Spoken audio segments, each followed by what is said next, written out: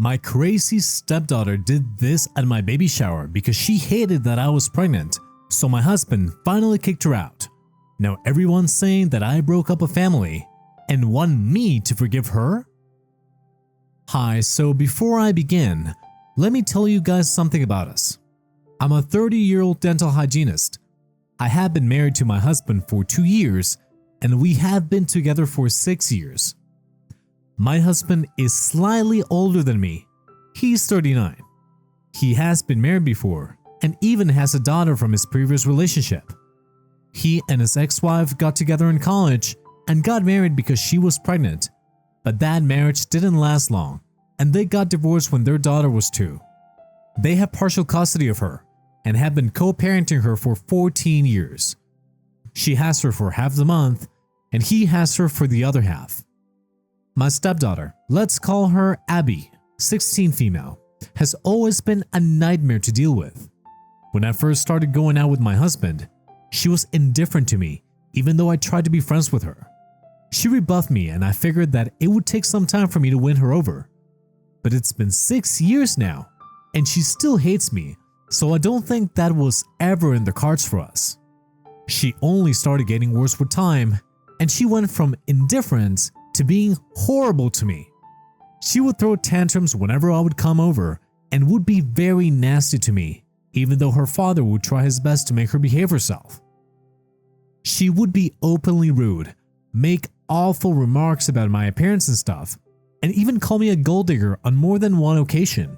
I almost broke up with my husband after dating 2 years because she was getting on my nerves, and I had been finding it really difficult to make my peace with her being around. I didn't want to make him choose between Abby and me because I didn't want to be one of those women who broke up a family, but that ended up happening anyway. After we had been together for 2 years, I told my husband, who was my boyfriend at the time, that I couldn't deal with this anymore, and if Abby didn't start behaving with me, then I couldn't make this relationship work anymore because I'd had enough. He had been trying to talk some sense into her, but she would always just ignore it and treat me badly. She accused my husband of preferring me over her whenever he tried to talk to her about the way that she was behaving. It had been difficult for me, and even after 2 years, there was no sign of improvement, so I was seriously considering breaking up just for the sake of my own peace of mind. By then, I was spending practically all the time at his place and the days that he didn't have Abby, but as soon as she entered the house, I would start feeling extreme levels of anxiety, and that couldn't be normal. So before he officially asked me to move in with him, I decided to talk to him about Abby. He told me that he was trying, but his ex-wife was the one making matters worse by putting it into her head that if he got remarried, then it would be a threat to Abby and her place in the family. Abby still believed that she could get her parents to reunite because that's what her mother taught her. It wasn't because he was telling him love with my husband, but mostly because she hated him and didn't want him to be happy. She hadn't been able to get alimony from the divorce and still held that against my husband because she felt that he owed it to her, even though they had an equal income and split all the work equally. She felt entitled to it for no real reason and had been bitter in the aftermath of the divorce. My husband not caring in the least about her bitterness made her even more, and she started using Abby to harass any woman who was part of his life. But I really loved him, and Abby wasn't going to drive me away. So he did the only thing that he could do and decided to threaten Abby by telling her that if she misbehaved with me again, then he would permanently cut her off and make her live with her mother forever. Now, Abby hated me, but she did love her father, and he had never threatened to send her away before, so that really scared her, and she started behaving herself.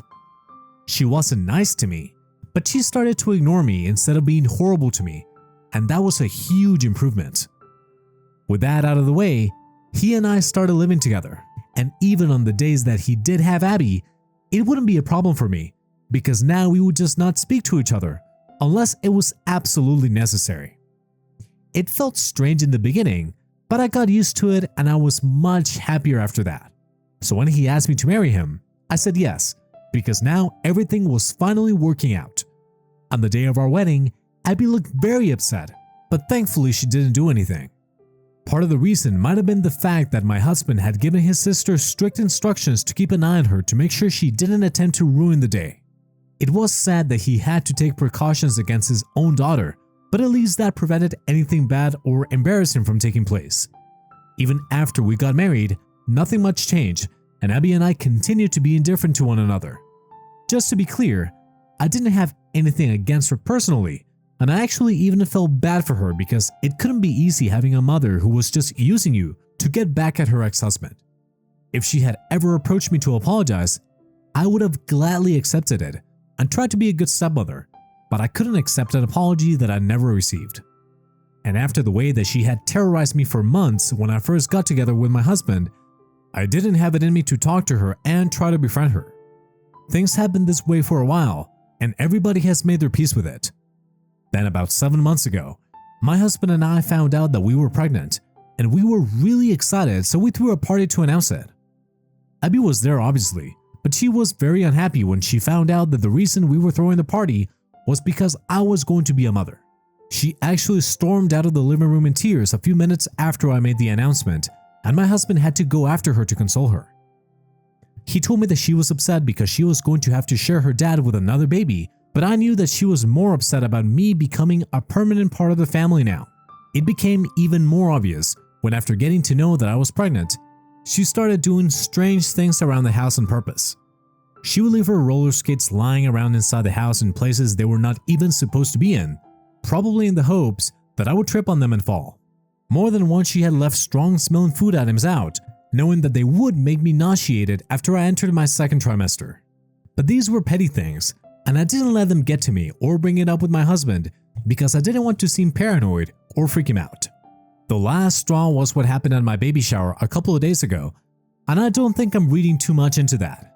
Everybody had been invited to my baby shower, and my husband had ordered a special cake for me, which was also supposed to be the gender reveal cake.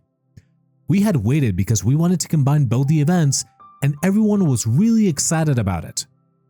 I cut the cake and was about to bring out a slice so we could all see the color on the inside before I could grab it. I felt somebody pushing my face into the cake and holding it for a few seconds until my husband grabbed my shoulders and brought me back up.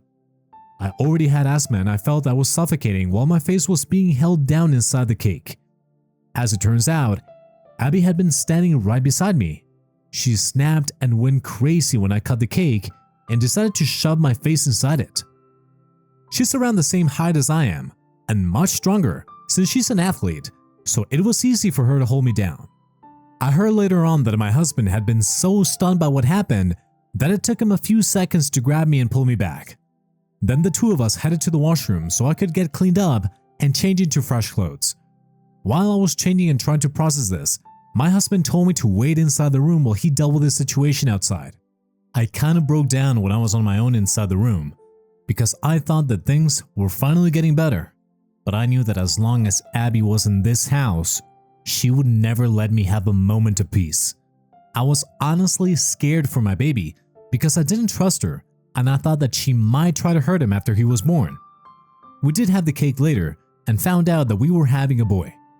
I had made up my mind that I would have to talk to my husband and tell him that Abby needed to go. And if it didn't kick her out after this, then I would leave him. It was a tough call to make, but I couldn't endanger my baby by living in a house with someone like Abby, who was clearly unhinged. But turns out there was no need for any of it, because by the time my husband came back into the room, he told me that Abby was gone and wouldn't be coming back. He'd been gone for about half an hour, and I had been sitting alone in my room waiting for him to return while all our guests waited outside. Once he returned, we went back to the guests and apologized for what had just happened, but everybody was really understanding and they were mostly just concerned about me. After everyone had made sure that I was doing fine, we got back to the cake and had a subdued celebration when we found out that we were having a boy. After dinner was served, people cleared out pretty quickly because of how awkward and uncomfortable the vibe of the place had become after the incident with Abby. My husband and I were also really quiet because we were still in shock from what Abby had tried to do to me. Once all the guests had left, we got to talking and he told me that while I was still in the room, he had come back out and dragged Abby away forcefully. She had just been standing in the same spot, looking really pleased with herself while everyone stared at her with horrified looks on their faces. But when he started dragging her out of the house, she started protesting and making a huge racket. He didn't stop and dragged her to the car and then dropped her off at her mother's house. He didn't have enough time to talk to her mother, so he just dropped her off and told Abby to explain to his ex-wife what had happened. She kept screaming at him about the car ride, but he paid her no mind because he couldn't let this go on and put me and our baby in danger. We had given her enough chances to become a better person, but she just wasn't going to change, and he wasn't going to tolerate it anymore. He apologized to me because he felt that he had put me through a lot for the sake of his daughter, and we ended up crying and hugging. That's how relieved we were when Abby was finally gone. The next day, he dropped off all her clothes and stuff at her mother's place and told her that he wouldn't be taking her back anymore because he was done with her. He informed his ex-wife that he would be speaking to his lawyer shortly and they were going to renegotiate the custody terms formally, but until then, she would have to look after her because he couldn't put me and our baby at risk of being harmed by Abby. And she had proven that she was fully capable of doing that. He told her that she had made her this way and had encouraged her to be a brat throughout her childhood. So now she would have to take accountability for it and raise her. Her mother didn't take it well and refused to accept the responsibility of taking care of Abby on her own. Thankfully, Abby wasn't at home. She was at school, so she wasn't there to overhear that conversation because that really would have broken her heart and probably pushed her off the edge for good. Her parents were actually fighting over who had to keep her, but while my husband had genuine, valid reasons for not wanting her around anymore, her mother didn't have any and only said that she didn't have the time or resources to raise Abby on her own. For the record, she was the receptionist at a really small-scale family-owned firm, so it certainly wasn't as if she was the busiest person on earth and she was always back home by 6. As for the resources, my husband had agreed to pay her child support, but she didn't want that either, and it was pretty surprising. Because their fallout had been over money in the first place, and now that my husband was willingly offering her more money, way more than what she actually needed to raise Abby, she was rejecting it. It didn't add up, but even though my husband kept persuading her, she refused to take on that responsibility. Eventually, she agreed that she would look after her for a few weeks, but after that, my husband would have to arrange something for her. So overall, that conversation didn't go as planned, but my husband is sure that when they start renegotiating the custody terms legally, he won't have much trouble getting her to take in Abby. We have no idea why she doesn't want Abby, because it's very obvious that the two of them have a better relationship than she does with my husband. And yesterday, we found out that even Abby doesn't want to stay with her mother full-time, which was extremely shocking since I believed that she would love the opportunity to move out of here permanently. She called her father yesterday to apologize for what happened at the party, and she was crying while she said that she didn't want him to give up her custody. She was devastated when her mother told her that my husband was about to renegotiate the custody terms and that she might end up living with her permanently with no chance to ever visit her dad again. So now she wanted to apologize to me because she didn't want to lose her relationship with her father, and she kept pleading with us on the phone not to do this.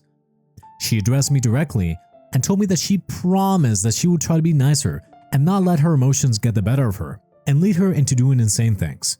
She also told me that she thought the Kate thing would be quote-unquote funny and didn't consider the consequences of it while she did it, but she wanted to apologize for it from the bottom of her heart. It was difficult for both my husband and I to hear her out because she was crying hard, but we had to tell her that we couldn't take her back in because she might just lose her temper some other day and my husband might not be at home to rescue me, and that could lead to something terrible happening. So it was best for all of us if she stayed away for a while, at least until our kid was older. I told her that I did feel bad for whatever she was going through, but I couldn't help her because this apology was coming really late. The damage had already been done and she couldn't take it back no matter how much she apologized. She started crying even harder when I said that and pleaded with me to reconsider. She said that she couldn't go through life without her parents, and that included her father. It was getting too much for me to handle, so I told her that I wished that I could help, but it was just too dangerous. And then I disconnected the call because I was finding it very hard to stay firm while she was crying like a baby. It was just too much for me to handle. I was already really emotional because of the pregnancy, and when I ended the call, my husband and I couldn't stop crying because of how difficult this had been for both of us. But we had to do this for our own safety However, nobody else seemed to care about how tough it must have been for us to make this decision, since now everyone's blaming us, or rather, blaming me to be more precise, for breaking up a quote-unquote happy family for my own selfish reasons. I don't understand what's selfish about not wanting to get hurt, since that's pretty much what Abby has been out to do ever since we know each other. Nobody else knows much about our situation, but ever since the phone call, my husband's ex-wife, her parents, her friends, and some of his relatives have been texting him to say that he is making a huge mistake and that it's not fair for me to demand that he give up on Abby. Especially now when she is going through something difficult, it's more important for us to be there for her rather than abandon her, just because things are tough. The number of people who have told us that what we're doing is wrong and are blaming me for breaking up their family is so overwhelming that I don't know if this is the right thing to do anymore. Am I the a-hole for rejecting my stepdaughter's apology and not letting her move back in with us? Hi, so first of all, thanks for all the comments and reassurance that my husband is indeed on the right track. Now coming to a couple of things that a lot of you had said regarding why exactly it had taken my husband so long to kick Abby out even though her behavior had been nothing short of terrible all along. Of course, as a father, he would not want to give up on his only child, and no matter what, he would want to make the best of the situation just so he could at least try to make her a better person. There was also the fact that if he let her live with her mother, she would most certainly turn out to be the worst version of herself because her mother was an enabler and encouraged bad behavior. I don't think any father would want that for his kid.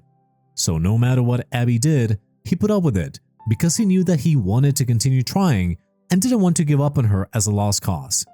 Because she was still young and he believed in her and felt that he could make her better. That's why it took us so long. Because my husband believed in Abby and I believed in him. I could have left quite easily and never would have been caught in this mess in the first place, but I really love my husband and always have.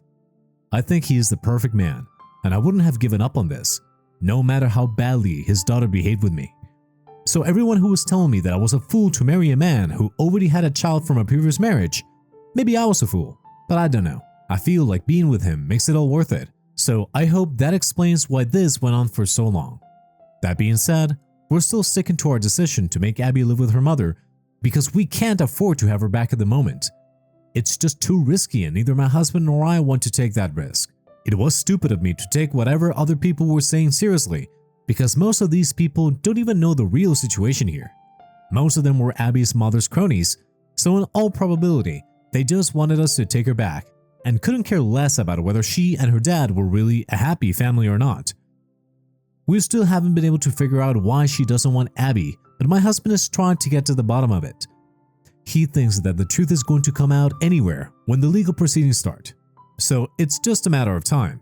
He has already spoken to one of his cousins who works with troubled kids and has been discussing the idea of rehabilitation centers for Abby in the future, and I think it's a fantastic idea because that might help her out, definitely more so than living with her mother will. For the time being, of course, she has to live with her because nobody else wants to take her in.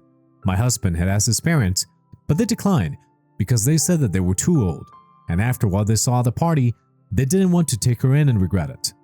My ex-wife has been hounding him almost daily to think about what they're going to do regarding Abby, and she has really been guilt-tripping him and trying to make me the bad guy here. She believes that my husband has lost his mind because of me and is putting me and the new baby first, forgetting about Abby, which is crazy because he had tried to balance everybody for a really long time, but she didn't seem to care about that. She had made things worse for Abby herself by rewarding her bad behavior and teaching her that she needed to drive other women away from my husband. So this is really on her, but she very conveniently has been trying to make my husband feel guilty just for looking out for his family.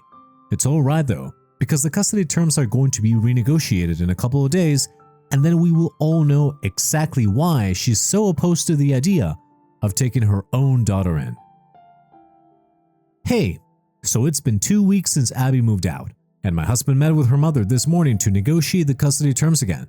And today, they finally found out why exactly she didn't want to take her in. Her mother is just as terrible as I had expected, and I can't say that I'm surprised. So, apparently, my husband's ex-wife has been working from home for a while for a company based out of LA, so she might be moving away in a few weeks. Her plan initially was to just leave without a word, and then we would be forced to take care of Abby because there was nothing much that we could do once she was already gone. However, it got derailed because of what Abby pulled off at the baby shower, and now she was probably going to be stuck taking care of her for the rest of her life. She had a total meltdown, and they had to adjourn the session because they couldn't continue while she was crying and acting crazy. Even the mediator seemed really scared. When my husband came back home and told me about this, he seemed really upset because he felt like his daughter's future was just doomed and there was nothing he could do to prevent it.